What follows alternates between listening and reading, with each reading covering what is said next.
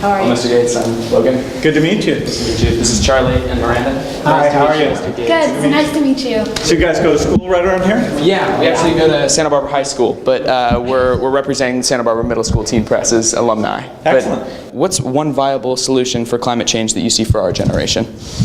Well, there's a lot of scientists working on solar energy, solar thermal, solar electric. There's a lot of people working on biofuels. Even things that you wouldn't think are that innovative, like new nuclear designs, are a real possibility if we can get the safety to improve and get the cost down. We're not really sure which technology is the most important. In fact, we need hundreds of startup companies working in each area. I do think the solar approaches, probably in the long run, have the most promise, but it's very difficult because the sun's not out all the time and you can't get the energy anywhere you want it. So we've been spoiled. Coal has been this unbelievable thing that's allowed us to have extremely reliable, cheap energy, and either we have to do carbon sequestration or we're going to have to move to a completely new way to make our electricity. That definitely makes sense. But also along that same line, we're around getting to the age where we're about to go off to college. What's one virtue that you believe that our generation needs to learn that can't be taught in schools? Well, you know, hopefully people will have a long-term view, both for their investing in themselves and their education and thinking about the country, and not just the country, thinking about the world. You know, I think if at a young age you can realize that the poorest 2 billion on the planet live a very different way than you do. You know, think about how do you care about that? How can you contribute to that? Think about innovation. You know, we need as many people who are inclined as possible to go into things like science and math and engineering, where you actually can come up with some of these new inventions. We don't want just you know, China to be the one doing all the new engineering.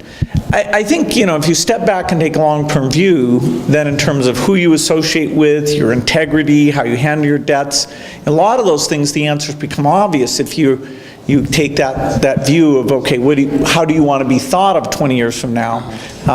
You know, how do you want to you know, have options, and it's sort of a, you know, work today to reap out in the future is, I think, the key mindset. And well, if you could design an ideal school to teach those values, what would it look like? Well, I think it's hard. You often model the adults who are around. So you want teachers who, in their own behavior, are exemplars. You know, you don't necessarily do the things you're told to do. You watch your parents, you watch your teachers, you watch your peers, and you see where they kind of get messed up. And that's probably more informative. I do think getting a lot of exposure, you know, going out, spending time globally, particularly in some poor spots, gives you some perspective on how lucky you are, and that you should take advantage of that. And a little bit going out and seeing, okay, people who are serious about their education, what options did they end up with in their life versus people who are not. You know, if we really were thinking ahead, we'd all, you know, get great education and, you know, qualify ourselves to really make some strong contribution, whether it's in medicine or science or something like that. So, you know, I think there's a lot of great schools. The U.S., you know, our four-year colleges are some of the best in the world.